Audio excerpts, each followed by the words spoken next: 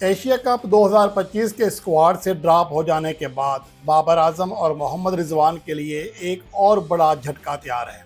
एक और बड़ा धचका उन्हें लगने वाला है और पाकिस्तान क्रिकेट बोर्ड बहुत ही जल्द उन प्लेयर्स की लिस्ट जारी करने वाला है जो कि आइंदा पाकिस्तान के प्लान का हिस्सा हैं। कौन से प्लेयर प्रायोरिटी की बुनियाद पर आगे आएंगे, किस बुनियाद प्लेयर को ज़्यादा तरजीह दी जाएगी, और इसके हवाले से पाकिस्तान क्रिकेट बोर्ड हर साल सेंट्रल कॉन्ट्रैक्ट बनाता है जिसमें यह फैसला किया जाता है कि इन प्लेयर्स की अहमियत ज़्यादा है, उन्हें ए कैटेगरी दी जाती है, किसी को बी, किसी को सी, किसी को डी कैटेगरी दी जाती है। अब नई लिस्टें तैयार हो गई हैं, उसमें लगभग इम्कान यही है कि 30 प्लेयर्स को Pakistan cricket board central contract देगा और ये वो प्लेयर्स होंगे जो कि पाकिस्तान के सिस्टम का हिस्सा रहेंगे।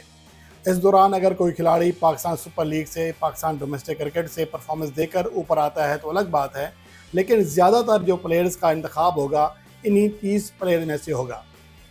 अब उसमें से जो सबसे अहम कैटेगरी है वो होती है ए कैटेगरी, जिसमें मौजूदा वक्त मुताबिक 65 लाख पर मंथ से ज़्यादा फिक्स सैलरी उन प्लेयर्स को दी जा रही है। फ़िलहाल पाकिस्तान की ए कैटेगरी में सिर्फ 2 प्लेयर्स हैं, बाबर आजम और मोहम्मद रिजवान। लेकिन अगर गुज़िश्ता सेंट्रल कॉन्ट्रैक्ट की मियाद में देखें तो इन दोनों की कारकर्दगी इस काबिल नहीं है कि उन्हें दोबारा ए कैटेगरी में रखा जाए। लेकिन ये भी अहम बात है कि मौजूदा वक्त में पाकिस्तान के किसी भी प्लेयर की कारकर्दगी ऐसी नहीं है कि वो ए कैटेगरी का हकदार करार पाए। अब अगर गुज़िश्ता सीज़न की बात करें तो उसमें जो खिलाड़ी परफॉर्म कर रहे थे और या सेंट्रल कॉन्ट्रैक्ट में थे, उनमें से काफ़ी जो हैं वो इस बार सेंट्रल कॉन्ट्रैक्ट से बाहर होने वाले हैं। उनमें जो सबसे अहम है वो ये कि उस्मान खान, हसीबुल्ला खान, खुरम शहजाद, इनको सेंट्रल कॉन्ट्रैक्ट ना मिलने का इम्कान है।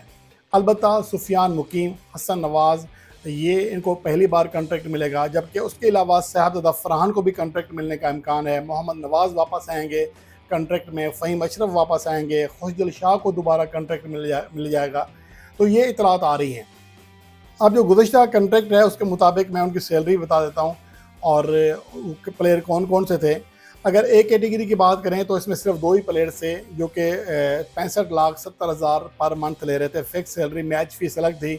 उनमें बाबर आजम और मोहम्मद रिजवान। जबकि बी कैटेगरी में 3 प्लेयर्स नसीम शाह, शाहीन अफरीदी और शान मसूद थे।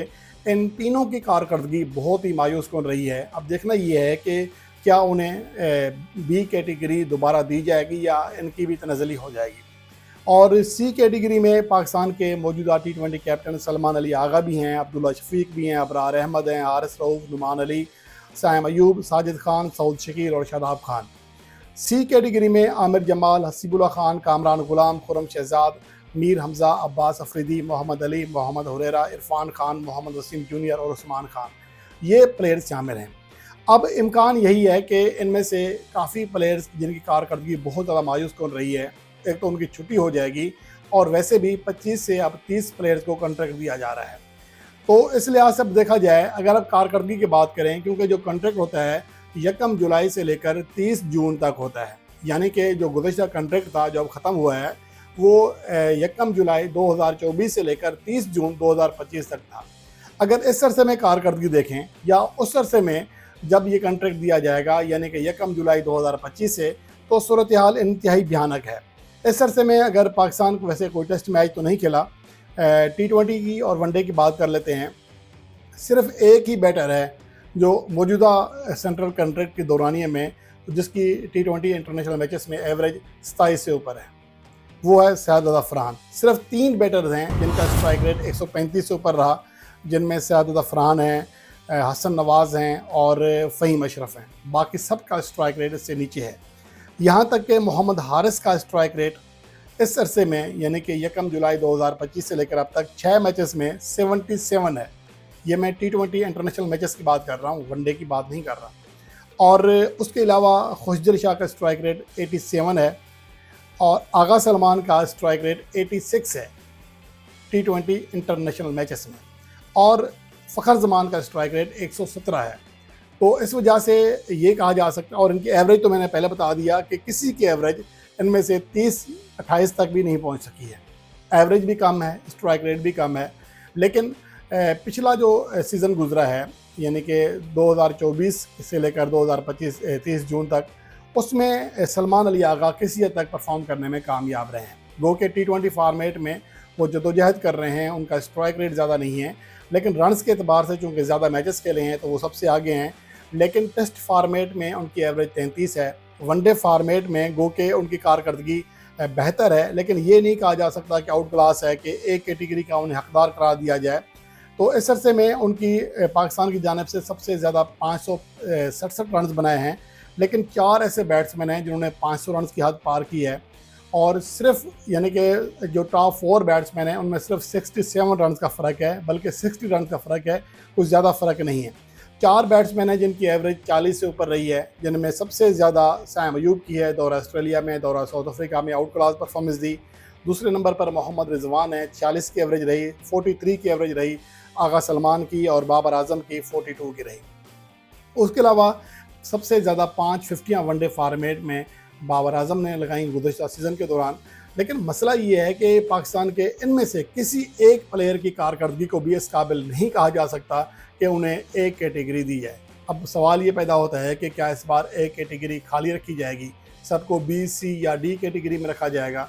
और उसके अलावा अगर बॉलर्स की बात करें, चाहे नसीम शाह हों, चाहे शाहीन आफरीदी हों, इनकी कारकर्दगी में बहुत ज़्यादा ख़राबी आई है, इनकी कारकर्दगी बहुत ज़्यादा ख़राब हुई है। आखिरी 7 T20 इंटरनेशनल मैचेस में शाहीन अफरीदी ने फ़ी ओवर 9 से ज़्यादा रन दिए हैं, फ़ी विकेट 50 से ज़्यादा रन दिए हैं, और सिर्फ 4 विकेट हासिल की हैं। नसीम शाह की कारकर्दगी भी कोई ज़्यादा ख़ास नहीं है, मार बहुत खा रहे हैं।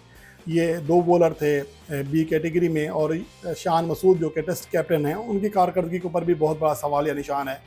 तो इस वजह से देखा जा सकता है कि इस बार सेंट्रल कॉन्ट्रैक्ट में प्लेयर्स की कैटेगरीज़ में काफ़ी रद्दोबदल देखने को मिल सकता है। अब सवाल फिर ये पैदा होता है कि इनमें से कौन कौन से प्लेयर्स रिटेन करेंगे। अब्दुल्ला शफीक, उनकी कारकर्दगी किसी फॉर्मेट में बेहतर नहीं है, लेकिन उन्हें बासलाहियत बैट्समैन कहा जाता है, उन्हें हर बार सेंट्रल कॉन्ट्रैक्ट मिल जाता है। इसके अलावा बाकी कुछ ऐसे प्लेयर्स हैं जिनकी कारकर्दगी ऊपर नीचे रही है। उस्मान खान पाकिस्तान की डोमेस्टिक इवेंट्स में PSL में हर जगह परफॉर्मेंस देते हैं, लेकिन बदकिस्मती से वो पाकिस्तान क्रिकेट टीम में वैसा परफॉर्म नहीं कर सके। लेकिन इसके बावजूद वो पाकिस्तान के मौजूदा कई प्लेयर से बेहतर परफॉर्म करने में कामयाब रहे, जो पाकिस्तान की टीम का हिस्सा हैं। अब अगर देखा जाए तो मुझे लगता है कि शायद किसी हद तक उस्मान खान के साथ भी ज़्यादती की जा रही है। अगर आप उन्हें पाकिस्तान क्रिकेट टीम से ड्रॉप कर भी रहे हैं तो कम से कम पाकिस्तान शाहीन्स के साथ उन्हें मौका दें।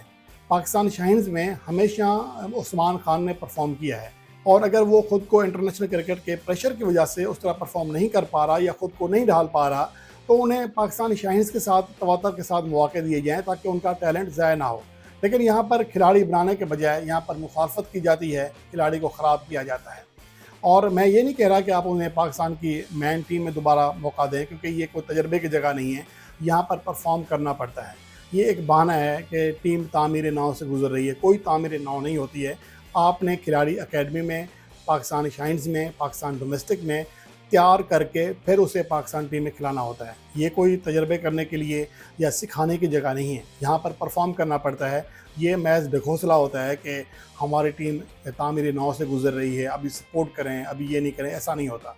तो इस वजह से मुझे लगता है कि बहुत सारे ऐसे प्लेयर्स हैं जिन्हें पाकिस्तान क्रिकेट टीम के बजाय पाकिस्तान शाहीन्स में या अकेडमी में, जिनमें अब्दुल्ला शफीक भी शामिल हैं, वहाँ उन्हें मौका देना चाहिए, वहाँ उनको ट्रेन करना चाहिए, ताकि पाकिस्तान क्रिकेट टीम पर बोझ बनने के बजाय पाकिस्तान के लिए परफॉर्म करना शुरू करें।